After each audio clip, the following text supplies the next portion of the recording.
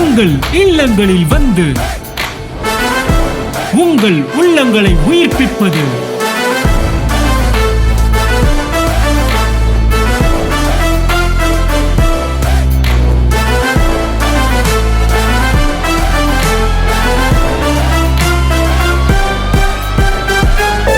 உங்கள் channel DJ.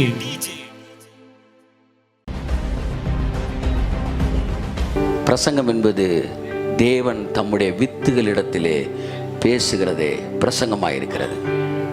அந்த பேசும்போது அந்த வித்து அப்படியே ரெசிப்ரோகேட் பண்ணும்.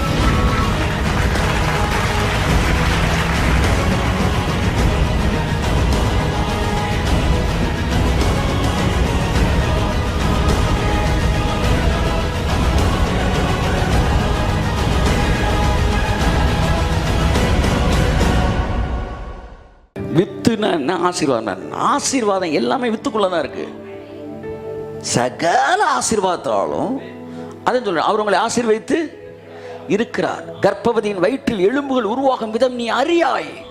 அதுக்குள்ள ஹார்ட் உருவாகுது, பிரெயின் உருவாகுது, கிட்னி உருவாகுது, லிவர் உருவாகுது, லங்ஸ் உருவாகுது. ஆச்சா, இந்த வித்துக்குள்ள எல்லாமே இருக்கு, எல்லாமே இருக்கு.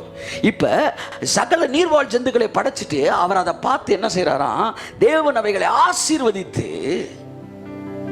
ஒவ்வொரு மீனா கூப்பிட்டு தலையில கை வச்சாரா? ஆசீர்வதித்து நீங்கள் யார்கிட்ட பேசுறாரு? மீன்கிட்ட பேசுறாரு. கையத்தட்டு. தேவன் மீன்கிட்ட பேசுறாரு. நீங்கள் பழுகி பெருகி சமுத்திர ஜலத்தை நிரப்புங்கள் என்றும் பறவைகள் பூமியிலே பெருக கடவது என்றும் என்றும் என்றும் என்றும் சத்தமா நீ ஏன் சொல்ற? என்றும் சொன்னா. அந்த சொல்றார்ல, அந்த சொல்றது தான் அந்த வித்துக்குள்ள இருக்கிறத வெளியே கொண்டு வரதுக்கான கொண்டு வருது. அதனால அதுக்கு பேர் ஆசீர்வாதம். இப்ப ஒவ்வொரு வாரமும் ஒரு செய்தி நீங்க கேட்கிறப்ப உங்க வித்துக்குள்ள இருக்கிறது என்ன செய்யுது? சரட்னு வெளியே வருது.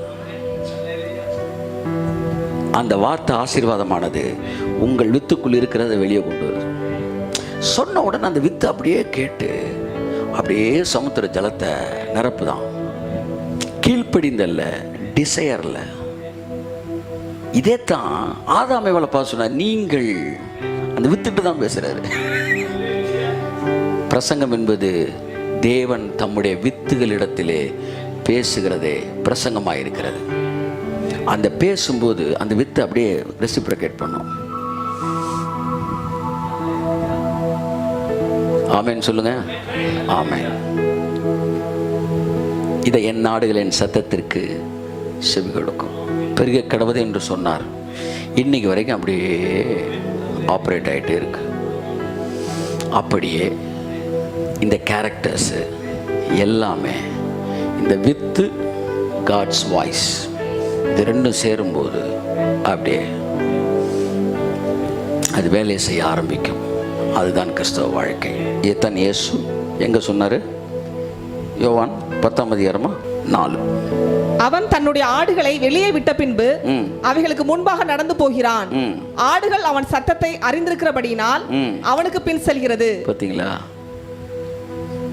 ஆடுகள் அவன் சத்தத்தை அறிந்திருக்கிறபடியினால் அவனுக்கு பின்பாக செல்லுகிறது. அடுத்து அந்நியருடைய சத்தத்தை அறியாதபடியினால் அவைகள் அந்நியனுக்கு பின் செல்லாமல் அவனை விட்டு ஓடிப்போம் என்றார். கையை தட்டும்போது அவருக்கு ஹல்லேலூயா. எவ்வளவு நல்ல தேவன் பார்த்தீங்களா? அதாவது ஒரு வாட்ஸ்அப் ஒன்று அனுப்பிச்சிருந்தேன். ஒரு ஆடுகள்லாம் உள்ள மேய்ஞ்சிக்கிட்டு இருக்கு மலையில். ஒருத்தர் நான் போட்டு காமிச்சேன்ல உங்கள்கிட்ட. ஆமாம், போட்டு காமிச்சேன் இதில் ஸ்க்ரீனில். அப்போ ஒரு ஸ்டேட்மெண்ட்டை சொல்லி இந்த ஸ்டேட்மெண்ட்டை சொல்லி கூப்பிட்றா அப்படின்னு சொல்கிறேன். ஏதோ ஒரு சில வார்த்தைகளை சொல்லி சொல்கிறான். ஒவ்வொருத்தனா வந்து கூப்பிட்றாங்க. எல்லா இடம் திரும்பி கூட பார்க்காம மேய்ஞ்சிக்கிட்டே இருக்கு. அடுத்து மெய்ப்பெண் வந்து அதே வார்த்தையை சொல்கிறான் பாருங்க. சொன்னோன்னா அப்படியே அம்புட்டாடு ஓடி வருது. அல்லேலூயா. எவ்வளோ பெரிய திரள் கூட்டம் தம்மக்கத்தில் இருந்தாங்க, சுவிசேஷ கூட்டத்தில் இருந்தாங்க. ஆனால் அவர் சத்தத்தை கேட்டோன்னா நம்ம மட்டும்தான் முன்னாடி போய் அந்த இயேசு எனக்கு தேவைன்னு என்ன பாருங்க.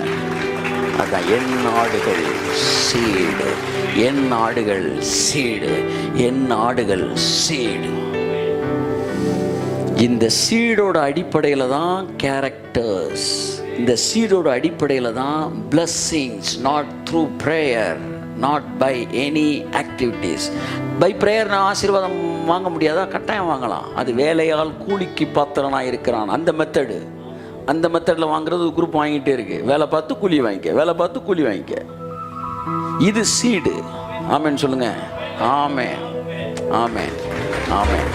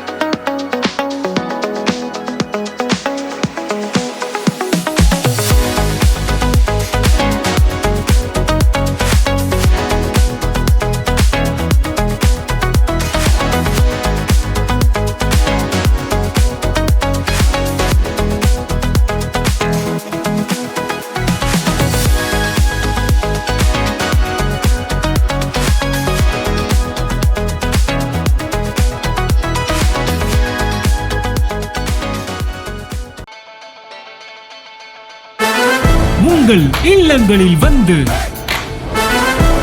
உங்கள் உள்ளங்களை உயிர்ப்பிப்பது